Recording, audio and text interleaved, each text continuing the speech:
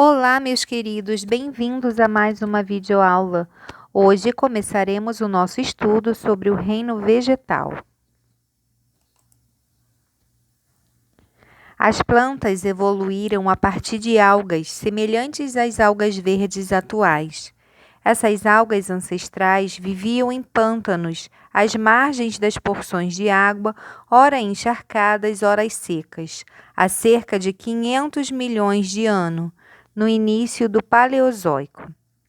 Dessa linhagem de seres vivos, evoluíram outros, como uma espécie de adaptação, relacionadas à obtenção e à retenção de água, bem como a sustentação de seu corpo, que permitiu a sobrevivência fora do ambiente aquático, em um grande território que se encontrava pouco habitado e com abundância de recursos como espaço e a luz solar, o ambiente terrestre.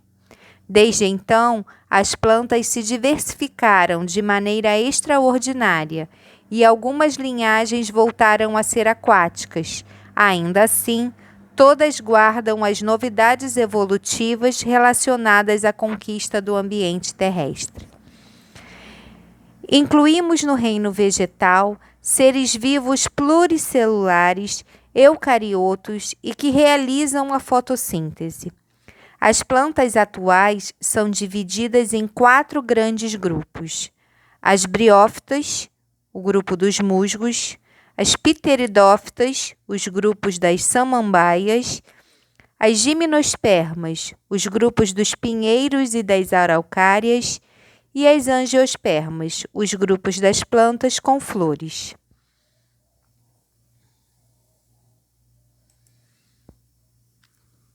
As briófitas são pequenas plantas que habitam ambientes aquáticos e terrestres com grande umidade, por exemplo, o musgo.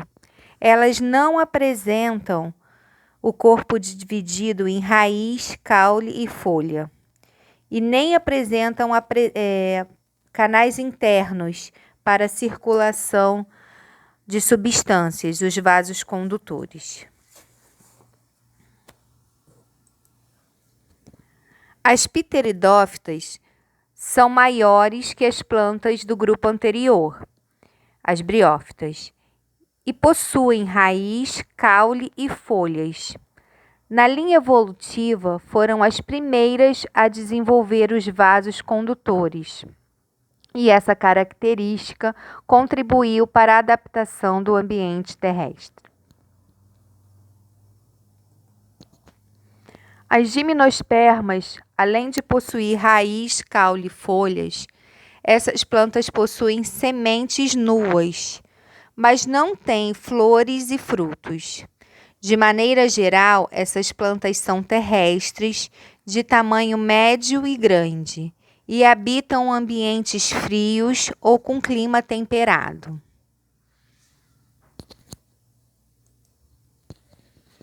As angiospermas é o grupo de plantas e o mais completo, pois possui raiz, caule, folha, flor, semente e fruto. Também é o grupo mais extenso. Das 400 mil espécies de plantas, cerca de 250 mil são angiospermas, que habitam desde ambientes aquáticos até os áridos.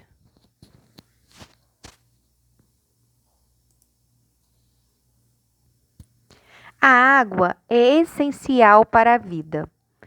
É obviamente muito menos acessível no ambiente terrestre que no aquático.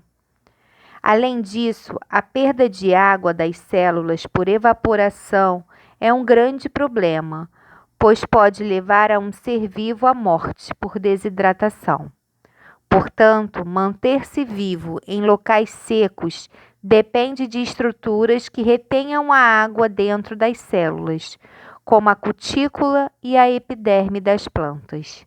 Por isso, tais estruturas foram essenciais para que as plantas pudessem sobreviver em ambiente terrestre. A epiderme é um tecido vegetal de revestimento que protege a planta. Ela é formada por células muito unidas entre si, as quais não realizam fotossíntese e recobrem todo o corpo da planta. Em sua parte externa, encontramos a cutícula, camada impermeável constituída por um tipo de cera chamada cutina. A cutina é uma barreira eficiente contra a perda de água, mas também impede a troca de gases, como o gás oxigênio e o gás carbônico. Ao longo da epiderme, principalmente na face inferior das folhas, encontramos pequenas aberturas por onde são feitas as trocas gasosas com o ambiente. Também é por meio dessas aberturas que as plantas perdem água na forma de vapor, em um processo chamado transpiração. Essas aberturas são denominadas óstulos e fazem parte dos estômatos, que são formados por duas células estomáticas. As células estomáticas são as únicas da epiderme que realizam fotossíntese. São elas que abrem ou fecham os óstulos de acordo com a luminosidade, a concentração de gás carbônico e a disponibilidade de água no ambiente. Assim, a abertura e o fechamento estomático são regulados de modo a otimizar a fotossíntese em relação à perda de água.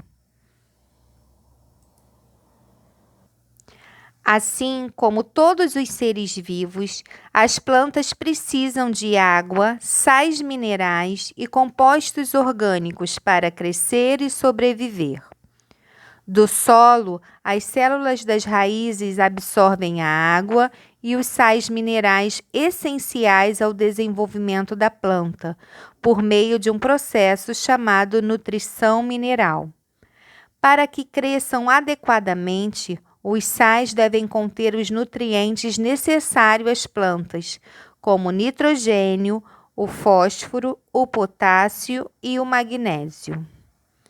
Diferentemente dos sais minerais, que podem ser absorvidos do solo, os compostos orgânicos são produzidos durante a fotossíntese, processo que será explicado adiante.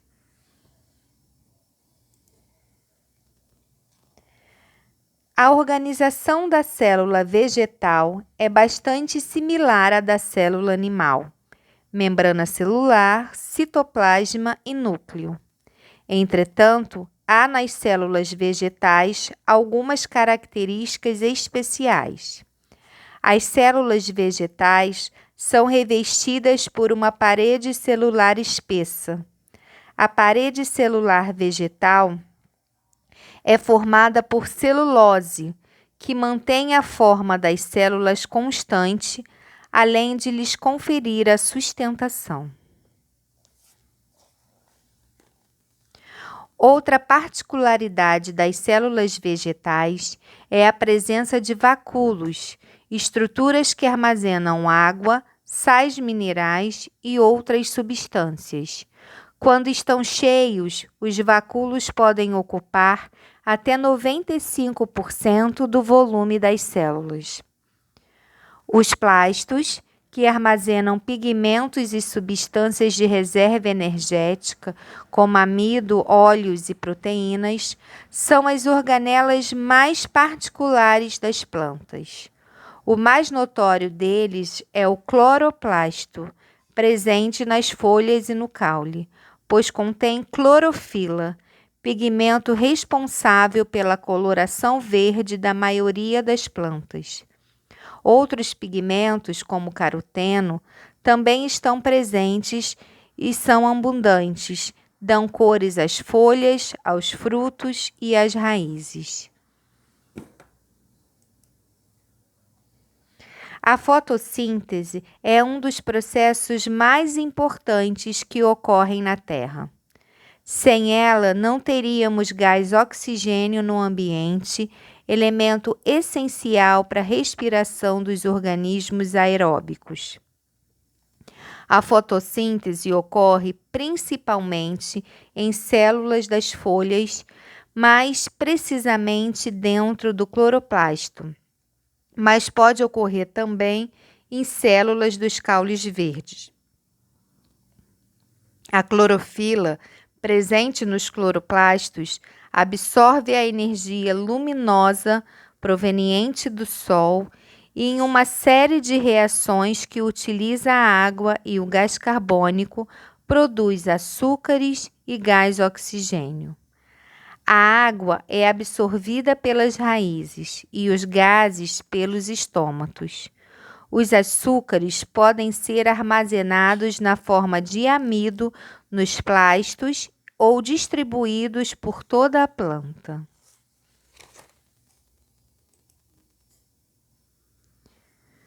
Como todos os seres aeróbios, as plantas utilizam gás oxigênio para extrair energia do alimento, liberando gás carbônico e água por meio de um processo denominado respiração celular. A todo momento, as células das plantas respiram, do contrário, morreriam. A grande diferença em relação aos animais é que as plantas extraem energia do alimento que elas mesmas produzem por meio da fotossíntese, enquanto os animais têm que se alimentar de outros seres vivos. Portanto, as plantas produzem por meio da fotossíntese e consomem por meio da respiração celular, o gás oxigênio.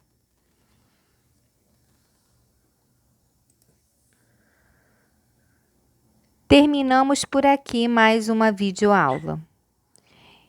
Espero que vocês tenham gostado. Voltem aqui sempre que necessário. Até a próxima aula.